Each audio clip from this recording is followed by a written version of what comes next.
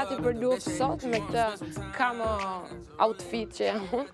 Nuk kemi as pak luftë, jemi sot më soft edhe më sweet se kur. Kemi një playlist shumë interesante me këngë shumë bukura, të reja, fresh, absolutisht verore. Dhe normalisht Fresh of the Week do sjellë një këngë e cila nuk është aq e re si këngë, por Major Lazer ka vendosur që mbas një viti të sjellë kësaj këngë një videoklip, ta përshtasë atë me atmosferën, me momentin, me verën, dhe është pikërisht kënga Night Riders, ku ai thotë që më jepni një light up, diçka të tipit, më jepni gaz, çakmak që t'i vë zjarr gazit zjarr. Dhe të bëj një hell këtu, të bëj një ferr të vërtet, po sigurisht në kuptimin e mirë të fjalës. Në fakt ai vjen në një bashkëpunim këtu me Pusha T, Travis Scott dhe Jeremy, mos gabojmë, por në klip nuk del absolutisht asnjëri prej tyre. Ka vendosur që ta mbaj komplet atë spotlightin, atë vëmendjen tek vetja e tij, dhe do ndjekim pikërisht sot Night Riders.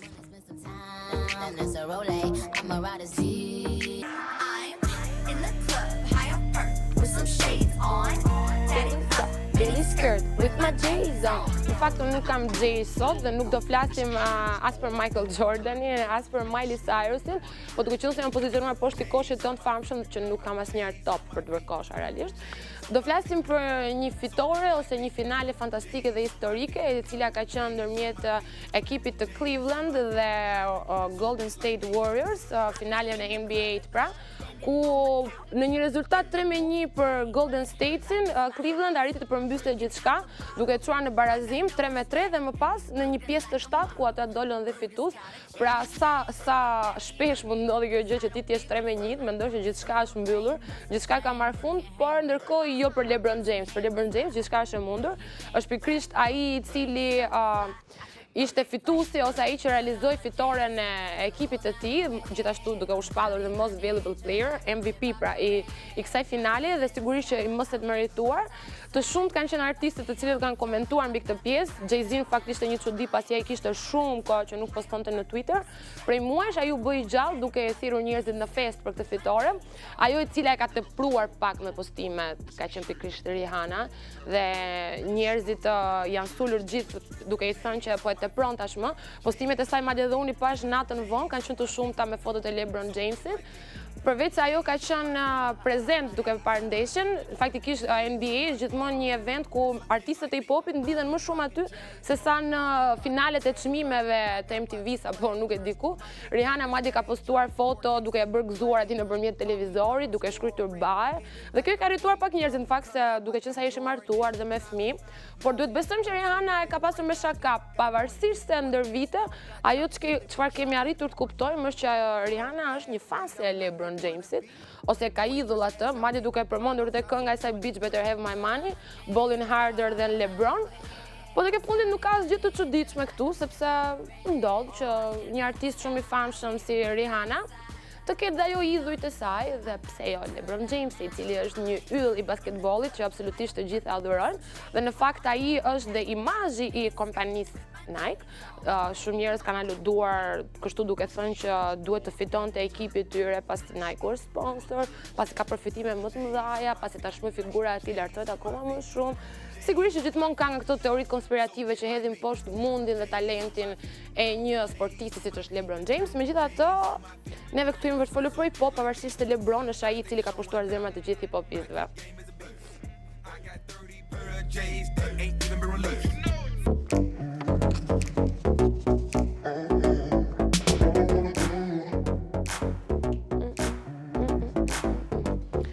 Lil Wayne pikërisht të periudhë ka qenë duke punuar mbi një projekt të tij të më të fundit muzikor, është pikërisht kënga Skate It Off, një këngë e cila është dedikuar nga titulli duket sportit të skateboard.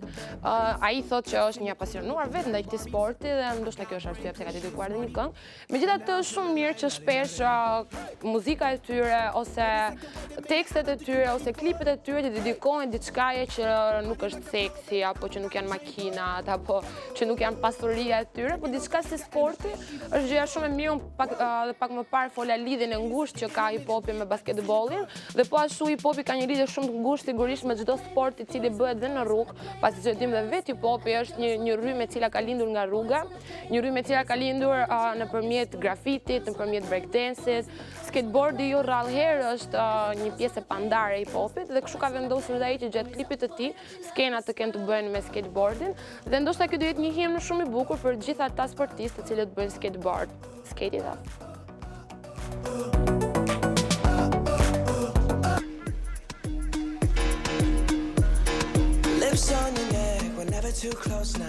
E tani qanë nuk do në ndahet kur ky ritmi këngës One Dance, dhe absolutisht gjithë artistët do fillojnë të bëjnë një version të tyre të kësaj One Dance, por ajo çka do flasim tani neve nuk ka lidhje me kërcimin, as me skatin, as me basketbollin, por ka një lidhje shumë të ngushtë me të rinjt edhe me artistët të cilët kanë kaluar ndoshta një fëmijëri ose një rini të tyre shumë të vështirë, dhe kjo i shtyn që në moment që ata bëhen të famshëm dhe të pasur, mendojnë pak edhe për atë çka kanë lënë pas.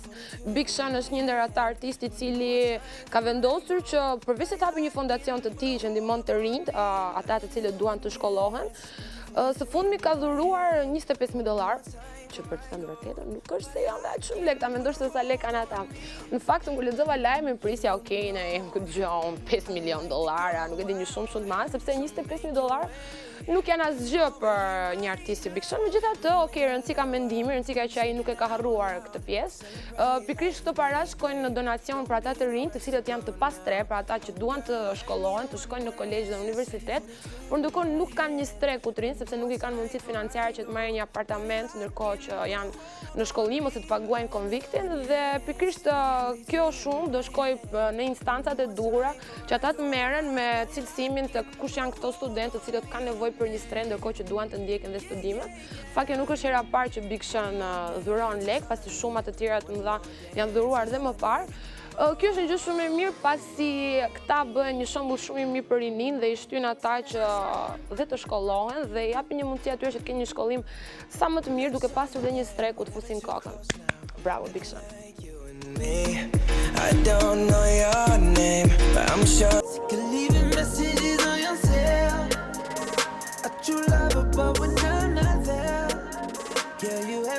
Ja pra në sfond me Chris Brown me këngën e tij Grass Ain't Greener, bari nuk është më jeshil. Ndoshta e ka dhe për atë shpenjë që kemi në shqiptarët që ndonjëherë bari komshiut na duket më jeshil se joni. Ndërsa Chris Brown po thotë të kundërtën, pra për gjithë ata njerëz të cilët bari i tij duket më jeshil ose jeta e tij duket më e mirë se e tyre, nuk është gjithçka ashtu si duket, por ndërkohë një kundërshtim i kësaj është pikërisht kënga e Ludacris, Grass is Greener, bari është jeshil nga ana tjetër.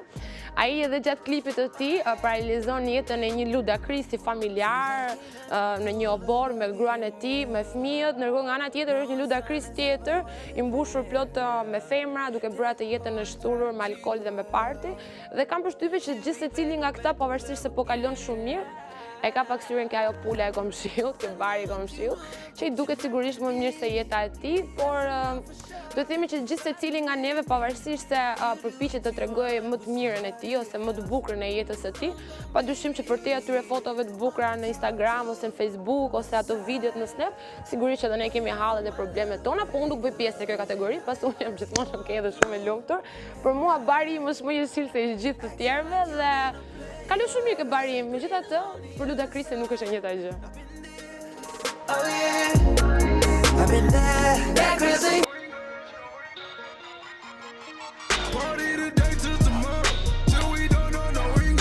Për një gjë kam qenë gjithmonë kundra, në fakt, kundra deklaratave të dashurisë së përjetshme, kundra atyre postimeve ti je jeta ime, je shpirti im, dashuria ime, do të dua derisa vdekja të na ndaj, kam qenë shumë kundra këtyre sepse njeriu asnjëherë nuk mund ta di se sa afat gjatë mund të jetë kjo dashuri. Njeriu nuk është i sigurt për veten e tij një herë, dhe jo mund të jetë i sigurt për njeriu tjetër nëse ai do jetë perfekt apo i duhur. Dhe në fakt këto kohë kanë ndodhur shumë ndarje. Një ndër to ka qenë ajo e Taylor Swift me Calvin Harris që zoti i madh është mbushur interneti, por një ndarje tjetër shumë e bushme, një nga ato ndarjet ku ishte dhe unaza ngisht, është ajo e Iggy Azalea me Nikun, me basketbollistin e saj. Ata patën shpallur fejesën dhe shumë shpejt do martoheshin, kishte bërë plane për të ardhmen, jetonin të dy së bashku. Madje Igi në çdo intervistë të mundshme ka dalë dhe ka thënë që jam shumë e lumtur, jeta ime ka ndryshuar. Madje filloi të bënte sjelljen e një zonje të vërtet, bënte një jetë shumë korrekte, larg nga ajo vajza e work, por me sa duket nuk ishte e thënë që kjo lidhje të funksiononte. Ajo ka dalë në një deklaratë tjetër tashmë si single dhe ka thënë që e dua shumë, doja më të mirën për të, por ai është i pandrejtshëm që kështu mendoj që ka marrë fund për gjithmonë dhe nuk ka kthim pas. Nuk e dim se çfarë mund të ketë bërë Niku. Në fakt Niku ishte pak problematik si tip. Por tek e fundit besoj Igi kur e ka zgjedhur e ka ditur se çfarë personi ka përballë. Nuk kam mendja që e ka ditur për prift Nikun dhe ajo çka ka bërë shumë përshtypje mediave ose paparazzive ka qenë momenti që ajo makinën Chevrolet që i kishte bërë dhuratë në 2014-ën të fejuarit të saj e ka nxjerrur nga shtëpia me karotrec, madje nuk e ka marrë mundimin ta prekë apo ta afronë, ndoshta ka qenë një gjë e cila e bezdiste shumë ta kishte në shtëpinë e saj. Një dhuratë kjo që duhet theksuar ishte ndër lodrat e preferuara të Nikut, por s'ke çfarë bën, shit happens, life goes on dhe unë besoj që kjo nuk do jetë as pak një ndalesë për Igin, pasi një vajzë simpatike si Igi me aq background, sigurisht do gjej një dashur tjetër, nuk e ka problem fare. Dhe ne ndjekim me muzikë normalisht.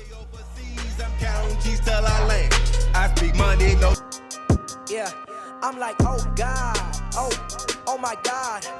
Para se të filloj të flas për lajmin e radhës, kisha një këshill për gjithë vajzat që e kanë flokun e hapur, jo të zisi imi, që nëse duan që gjatë verës të bëhen pak bjonde dhe të marrin pak më hije kështu si ngjyrë ari, duhet i lajmë flokët e tyre me çaj kamomil.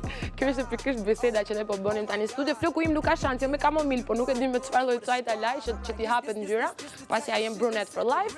Megjithatë, një artist i cili s'ka lidhje shkretë me këto kamomilat, me këto gjëra, s'ka lidhje me barat në fakt, pasi ai jepi shumë barin. Ai dhe miku ti Wiz Khalifa, të cilët Snoop Dogg dhe Wizzy nxorën pikërisht dhe një album bashkë ose një mixtape bashkë, i cili ishte Kush Ups. Ata dy kanë vendosur që të bëjnë një tur të dy së bashku, The High Road Tour, pra rruga High, e kuptoni vetë ju High, sa High do jenë ata të dy, do bëjnë një tur mes përmes shteteve, duke filluar nga Florida, Long Island e etj. Sigurisht që ne nuk do arrim do të jemi pjesë të këtij turit, por ne do shijojmë ndoshta nëpërmjet YouTube-it ose nëpërmjet këngës dhe hiteve që do dalin, pasi siç kemi dëgjuar, Snoop Dogg po bëhet gati të nxjerrë albumin e tij të 14 studio album, i cili quhet Cool 8 dhe bëhet fjalë për një mori bashkëpunimesh me emra shumë të mëdhenj të hip-hopit dhe kryesisht të atij old school në fakt, sepse nuk është se spikata ndonjë emër të new schoolit apo ndonjë emër komercial. Dhe unë më që duhet i lexoj këto emra sepse janë shumë, duke filluar që nga Too Short, Sweet Beats, Jeremy, ky ndoshta është pak new school dhe është artist i ri.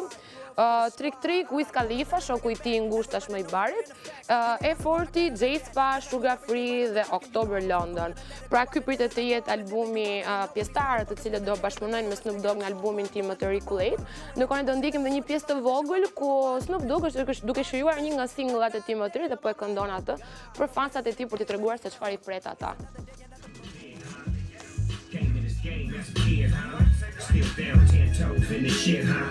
First nigga talk that grip into your kids, huh? First nigga talk that grip into your kids, huh? First nigga talk that grip into your kids, huh? Still down 10 toes in this shit, huh? People shooting at the gate on the crib, huh? I ain't do it. People said I did, huh? Rap music ain't what's fucking up their kids, huh? New Snoop Dogg. Fucking up the kids, huh? My influence wasn't something that I said, like I'm Jewish. All about the bread, huh? From the sewage. Trying to get ahead, huh? I'm about to do it. Fucking up their head, huh? It's something to it. Fucking up their bread, huh? Born pretty married, the stance is irregular. Pretty good, rap sheet, impeccable. Multi-black, from my past, active. And what we have here now is unprofessional. My metal, undetected.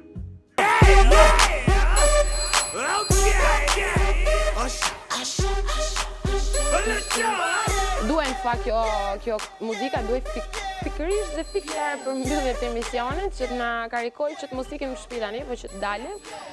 verë ka ardhur, rrugët janë plot, lokalet janë plot, në një pije freskuese, ndërkohë shijojmë edhe ndeshjet e Europianit dhe ndërkohë do mbyllim emisionin sot me një këngë të Asher, i cili gjatë këngës dhe videos së këngës bëhet shumë emotional dhe madje disa pika lot rrjedhin në sytë e tij.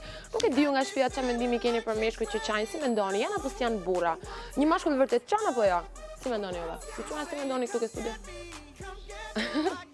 Okej, Pationi thotë që një mashkull i vërtet nuk qanë, faktikisht mua do më duke shumë interesante nëse një moment shumë të rëndësishëm të jetës së ti një mashkull të arritë nxjerrë 2 pika lot, okej, jam shumë kundra faktit që një mashkull qaj kur ti e lë, sepse aty duket shumë kohë.